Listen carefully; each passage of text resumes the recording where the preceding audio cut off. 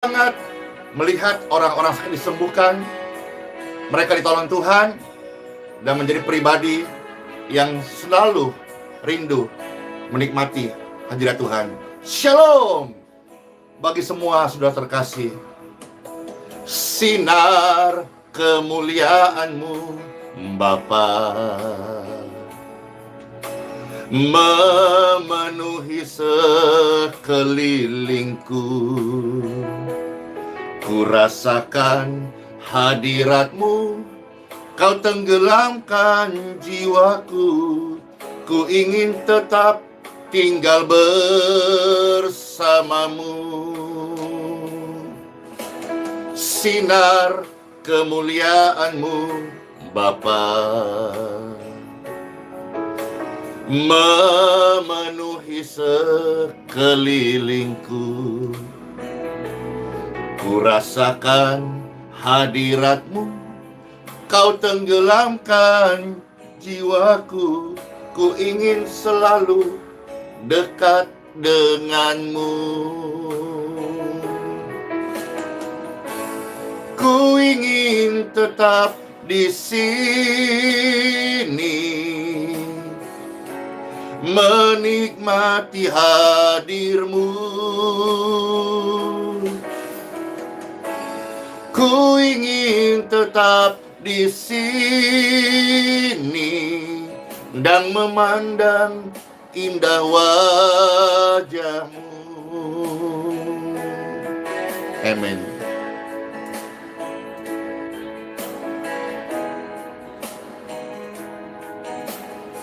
Tuhan, terima kasih buat hadir-Mu. Sinar kemuliaan-Mu Bapa memenuhi sekelilingku. Ku rasakan hadirat-Mu, Kau tenggelamkan jiwaku. Ku ingin tetap tinggal bersama-Mu. Ku ingin tetap di sini, menikmati hadir-Mu. Amin. Ku ingin tetap di sini dan memandang indah wajah-Mu. Ku ingin tetap di sini, menikmati kasih-Mu. Oh, ku ingin tetap di sini dan memandang indah wajah-Mu, dan memandang indah wajah-Mu. Kami rindu senantiasa memandang indah wajah-Mu, Bapa surgawi, kekasih hati kami semuanya. Amin. Sinar kemuliaan Bapa ada di tengah-tengah kita semuanya, dan kulihat di wajah Bapak Ibu sekalian terkasih, ada terang kemuliaan Tuhan. Ya, shalom semua Bapak Ibu terkasih. Pastor Randy menyapa yang ada di grup doa WhatsApp dan di grup doa Telegram, yang sedang live streaming saat ini di Facebook dan di YouTube. Puji Tuhan, senang banget Tuhan masih kasih kesempatan hari yang baru ini untuk datang memuji Tuhan serta melayani pekerjaan Tuhan, yaitu jiwa-jiwa yang terkasih. Saudara-saudara sekalian, indahnya bergaul karib dengan Tuhan. Oh, indahnya hidup bergaul karib dengan Tuhan. Bagaimana indahnya? Yuk kita time for Bible. Dalam nama Bapa, Putra, dan Roh Kudus. Amin. Mari Bapak Ibu sekalian, saya akan membacakan sabda firman Tuhan bagi seluruh pemirsa yang terkasih. Baik, pertama-tama kita akan melihat dahulu beberapa contoh orang yang hidup bergaul karib dengan Tuhan. Yang pertama, saudara-saudara, kita melihat, mendengar dari kitab Kejadian pasal yang kelima, ya. Kejadian pasal yang kelima, ayat yang ke-24. Baik, saudara-saudara sekalian, selamat mendengarkan sabda firman Tuhan. Yang pertama, saya buka kitab Kejadian pasal 5, ayat 24. Firman Tuhan, dan Henok hidup bergaul dengan Tuhan. Lalu Henok tidak ada lagi. Kemana? Sebab Henok atau Henok itu diangkat oleh Tuhan. Wow! Henok orang pertama yang diangkat Tuhan. Hidup-hidup. Hidupnya bergaul karib dengan Tuhan. Keren banget. Dan kita sudah sering mendengar bagaimana kisah Henok ini menjadi inspirasi, menjadi bahan yang diajarkan, dan juga tema-tema khotbah tentang pribadi Henok yang bergaul karib dengan Tuhan, yang diangkat Tuhan hidup-hidup. Ini luar biasa banget. Intinya, kuncinya adalah, atau rahasianya, kok bisa ya? Ya bisa. Apa sih yang mustahil bagi Tuhan? Kok iso yo? Yo iso rek. Karena Henok itu bergaul karib dengan Tuhan. Tuhan bisa melakukan apa saja yang dia kehendaki dalam kemahakuasaannya. Henok bergaul karib dengan Tuhan dan ia diangkat. Bukan pakai kereta seperti Elia, tetapi diangkat seperti dia terbang gitu. Wah, jangan-jangan inspirasinya Superman juga dari kisah ini. Karena kalau Superman kan itu kisah-kisah fantasi yang difilmkan. Tapi saya percaya firman Tuhan adalah kebenaran, ya. Nah, sekarang kita lihat yang berikutnya, contoh pasal nomor 2 ya. Satu tadi Henok, sekarang Nuh. Kitab Kejadian pasal yang ke-6, ayat yang ke-9, ya. Kejadian pasal 6 ayat 9. Inilah riwayat Nuh. Nuh adalah seorang yang benar dan tidak bercela di antara orang-orang sesamanya. Kok bisa? Karena Nuh itu hidup bergaul karib dengan Tuhan. Wow, indahnya hidup bergaul karib dengan Tuhan. Luar biasa loh. Kalau Henok diangkat hidup-hidup, kalau Nuh diangkat dari air bah, diangkat dari tenggelamnya. Itu banjir terbesar zaman itu, melebihi banjir bandang. Nuh diangkat dari banjir itu, diselamatkan dari air bah karena bergaul karib dengan Tuhan. Satu lagi ya, kita mau lihat sedikit, belajar dari sosok yang bernama Ayub, ya. Kita lihat sekarang kitab Ayub pasal 29, ya, ayat yang keempat. Di dalam kitab Ayub 29, ayat yang keempat, firman Tuhan, seperti ketika aku mengalami masa remajaku. Perhatikan, ada kata masa remaja. Jadi waktu dia ucapkan ini, sudah tidak remaja lagi, Bapak Ibu sekalian. Lanjut, ketika Tuhan bergaul karib dengan aku di dalam kemahku. Kata kemah itu bisa kita ambil sebagai rema hiding place, tempat khusus, ruangan tersembunyi. atau tempat di mana Ayub itu suka berdoa. Jadi dia bicara bahwa seperti ketika aku mengalami masa remajaku. Waktu dia ngomong ini, tentu tidak remaja lagi. Kalau kita sedikit tahu, pernah dengar bahwa Ayub itu orang soleh.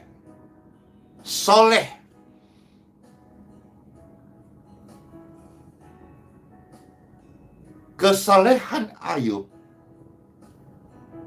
tidak otomatis membuat dia tetap hidup bergaul karib dengan Tuhan. Pastor mau sampaikan ini bahwa seseorang yang bergaul karib dengan Tuhan itu dibangun day by day, setiap hari. Kasih setia Tuhan itu tidak pernah meninggalkan manusia. Manusialah yang menjauh dari Tuhan. Dengan kesibukannya, dengan aktivitas agamanya, rutinitas pelayanannya, kalau dia seorang pelayan Tuhan, atau aktivitas kesibukan kerjanya, kalau dia pekerja sekuler, atau bisnisnya, kalau dia seorang businessman, businesswoman. Tapi Tuhan itu tidak pernah meninggalkan. Seringkali hati manusia yang menjauh. Ayub ini saleh di zamannya. Tapi dia berkata bahwa waktu remaja aku mengalami bergaul karib dengan Tuhan. Tuhan mau Andi, Tuhan mau saudara-saudara sekalian tetap hidup bergaul karib dengan Dia sampai kita kembali ke rumahnya. Kalau kita melihat sedikit mundur ayat 2 dan ayat 3 dari kitab Ayub 29, Bapak Ibu sekalian, di sini ada sedikit pengertian yang baik buat setiap pemirsa. Dikatakan yang kedua, kiranya aku seperti dalam bulan-bulan yang silam, seperti pada hari-hari ketika Tuhan melindungi aku. Nah loh, dia merasakan banget saat bergaul karib dengan Tuhan, perlindungan Tuhan itu wow, luar biasa. Dan dia bersaksi, dan dia sebetulnya rindu, dan dia cerita, kiranya aku bisa seperti bulan-bulan silam atau waktu-waktu yang lampau. Dia merasakan bagaimana Tuhan melindungi dengan sempurna. Ayat yang ketiga, ketika pelitahnya bersinar di atas kepalaku, dan di bawah terangnya aku berjalan dalam gelap. Ayub yang bergaul karib dengan Tuhan, kepalanya itu bersinar. Wow. Ayub yang bergaul karib dengan Tuhan, dia berjalan di bawah terang sekalipun dalam gelap. Saya coba ulangin. Ayub ini bergaul dengan Tuhan sepanjang hidupnya. Dia berada di bawah terang sekalipun berada dalam gelap. Luar biasa. Kalau di sekitarmu ini gelap, engkau tetap ada dalam tudung cahaya Tuhan. Kira-kira itu yang Ayub mau ceritakan. Keluh kesahnya, sebuah passion, sebuah kerinduannya bahwa aku mau hidup bergaul karib dengan Tuhan seperti masa mudaku, seperti masa remajaku. Hari ini ajakan ini juga kepada semua orang percaya. Perhatikan, kesalehannya Ayub tidak membuat otomatis dia menjaga pergaulan karibnya dengan Tuhan. Bergaul karib, kalau bergaul biasa ya mungkin just kenal-kenal, sama-sama teman. Tapi kalau bergaul karib, itu ada sebuah kedekatan khusus. Ayub diakui masa remajanya dia punya kedekatan khusus dengan Tuhan. Tapi kita nggak tahu apa karena sudah bertambah usia, bertambah kesibukan, bertambah tanggung jawab, bisa saja banyak hal-hal yang akhirnya menjadi abai. Ya, makasih sahabat karib. Saya mau menjadi sahabat karibnya Tuhan Yesus. Pemirsa bagaimana sekalian? Mau. Saya juga mau. Amin. Iya, semua kita mau kan? Maka saudara-saudara, Tuhan kasih tahu, kalau kita hidup takut akan Tuhan, kita memberi diri menjadi sahabatnya Tuhan, menjadi keluarga karibnya Tuhan, menjadi pribadi yang karib dengan Tuhan. Hidup takut akan Tuhan, Tuhan bahkan berkata, Dia akan bergaul karib kepada mereka. Di dalam kitab Mazmur, Bapak Ibu sekalian, pasal 25. Makasih, wah rame, mau, saya juga mau, amin. Kita sekarang baca dan kasih sign di ayat-ayat ini. Sekarang kita lihat kitab Mazmur 25 ya, ayat yang ke-14. Yang tadi mau, ayat ini bersama-sama kita baca, kita dengar, kita renungkan, kita kasih tanda, kita ingat, saudara-saudara. Ya, ayat ini bicara kepada kita yang mau, amin. Semua yang percaya, amin. Ya, Mazmur 25 ayat yang ke-14. Firman Tuhan, amin. Tuhan bergaul karib dengan orang yang takut akan Dia, dan perjanjiannya diberitahukannya kepada mereka. Amin. Jadi kepada siapa saja, bukan cuma sekedar Henok, Nuh, Ayub, tapi kepada siapa saja yang mau takut akan Tuhan. Tuhan bergaul karib dengan orang itu, dan perjanjiannya diberitahukannya kepada mereka. Nah, siapakah orang yang takut akan Tuhan? Kita melihat mundur 2 ayat, tadi ayat 14 dari Mazmur 25, sekarang kita melihat ayat yang ke-12. Ya. Ayat 12 berkata, siapakah orang yang takut akan Tuhan? Siapa? Saya.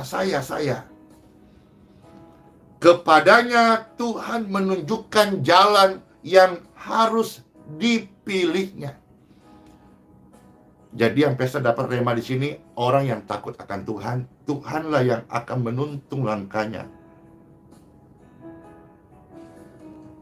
Waktu orang takut akan Tuhan, mereka diam, itu bukan berarti mereka stuck atau mereka takut atau mereka tidak mau melangkah. Orang yang bergaul karib dengan Tuhan, saat mereka diam, itu bukan berarti mereka tidak berbuat apa-apa. Mereka sedang ada dalam pimpinan Tuhan.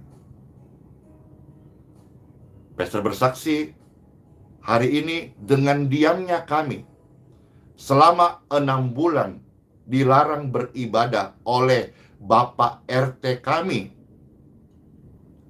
Ini bukan berarti kami takut atau pengecut, tapi kami sedang mengikuti tuntunan Tuhan di dalam pelayanan ini. Namun satu hal yang pasti,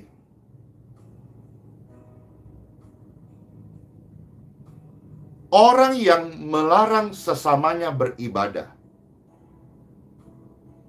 penyakit mendatangi mereka.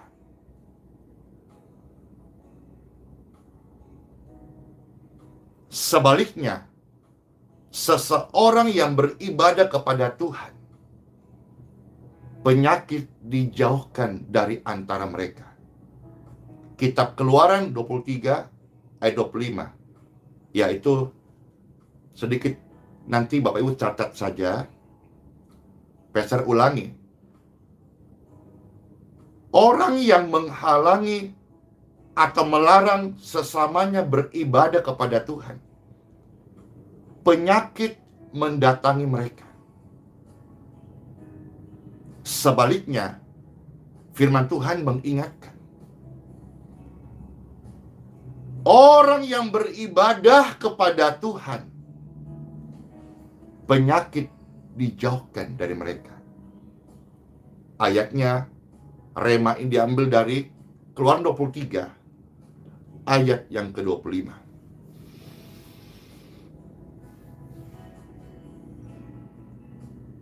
Dan hari ini, Pastor Andy mendengar bahwa Bapak RT sedang sakit. Firman Tuhan itu adalah kebenaran. Jadi diamnya orang percaya, seperti hari-hari ini kita melihat kembali di Indonesia, muncul lagi penolakan ibadah, penolakan pembangunan gereja. Terulang lagi, kejadian lagi. Kita harapkan Menteri Agama yang baru ini belum lama menyatakan ketegasannya, betul-betul turun dan menyelesaikan masalah-masalah. Ya, ini masalah-masalah klasik yang selalu sudah ada dari zaman ke zaman.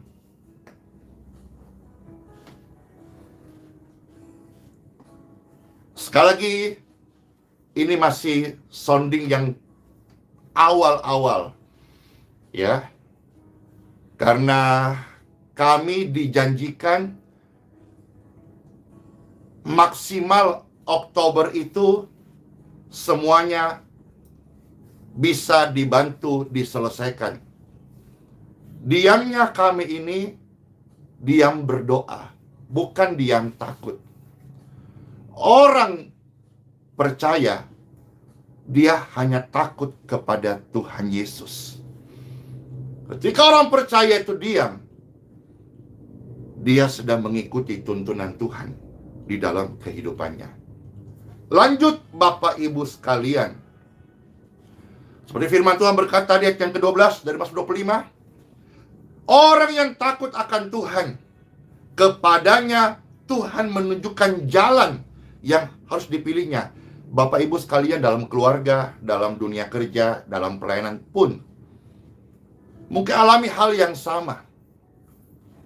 Kita mengalami pergumulan, persoalan, tantangan, tapi kita memilih diam. Diamnya kita itu bukan takut. Diamnya kita itu bukan sia-sia. Diamnya kita itu sedang mengikuti kehendaknya Tuhan.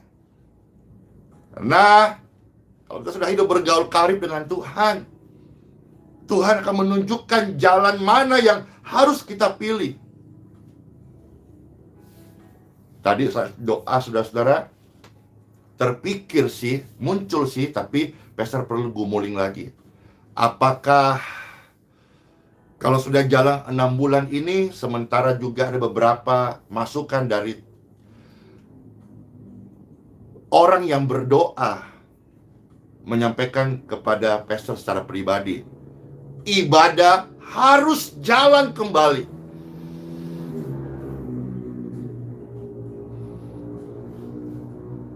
Entahkah di Geraha YHS Balikpapan atau di luar daripada Geraha YHS Balikpapan.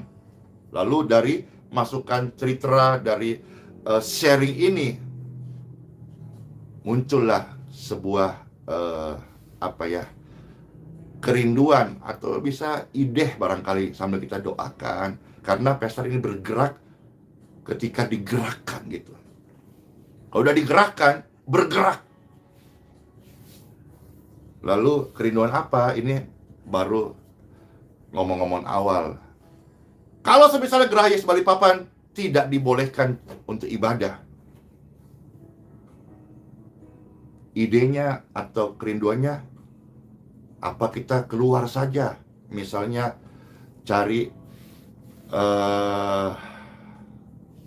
ruko barangkali dipakai ibadah, karena nyatanya di Balikpapan, di kota-kota lain juga banyak kok ruko dipakai ibadah yang belum punya gedung gereja. Ataukah misalnya kita pakai aula-aula kosong, atau mungkin yang praktis hall, misalnya di hotel atau di ballroom di mall gitu. Ya, ini hanya cerita, karena satu petunjuk yang datang dalam hidup Pastor, harus ibadah. Jangan tinggalkan ibadah. Kasihan ratusan ribuan orang yang mau beribadah.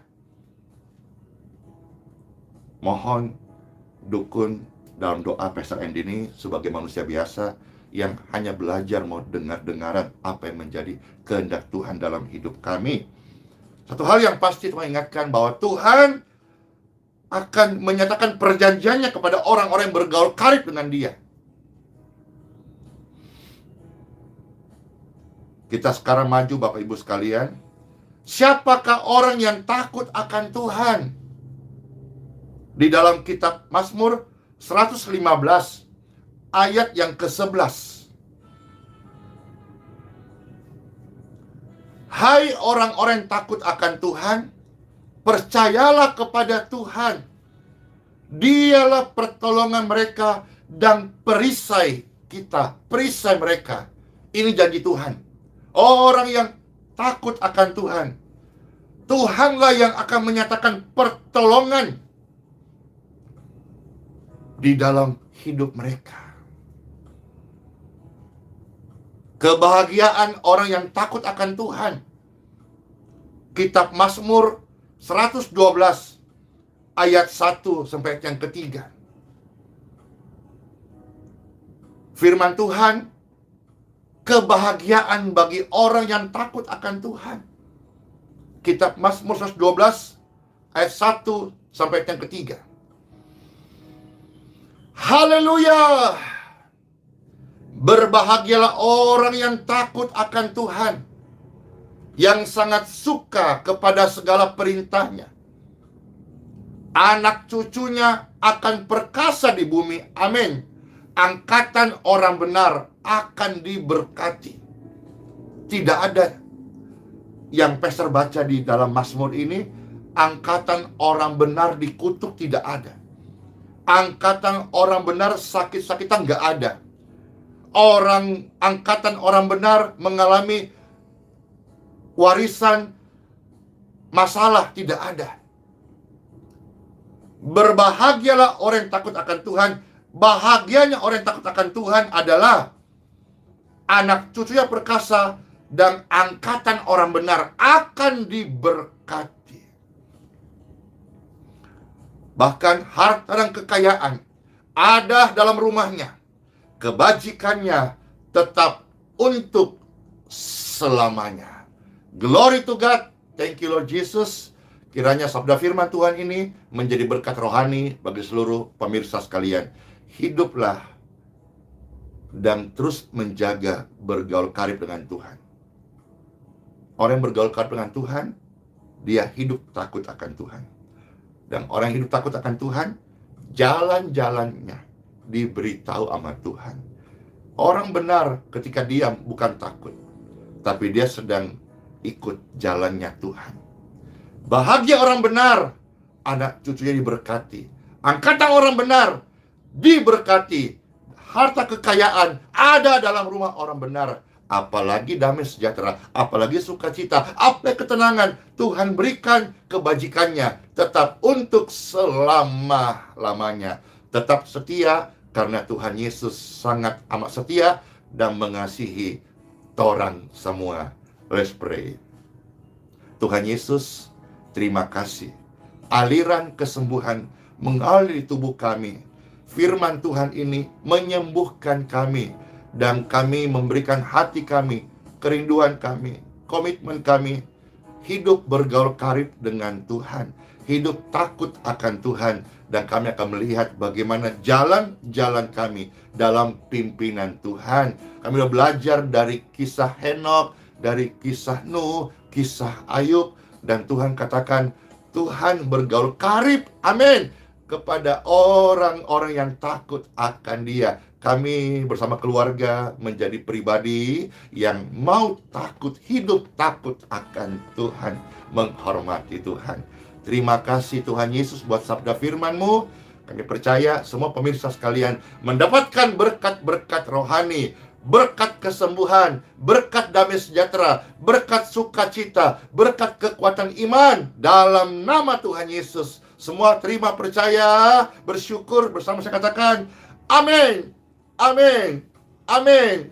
Puji Tuhan. Selamat masuk hari yang baru. Sola fide, Immanuel. Ingat Bapak Ibu sekalian, hidup bergaul karib dengan Tuhan. Tuhan menuntun jalan kita day by day. Immanuel, Tuhan beserta kita sampai selama-lamanya. Bless you all. Shalom semuanya. Kiss bye. Dadah.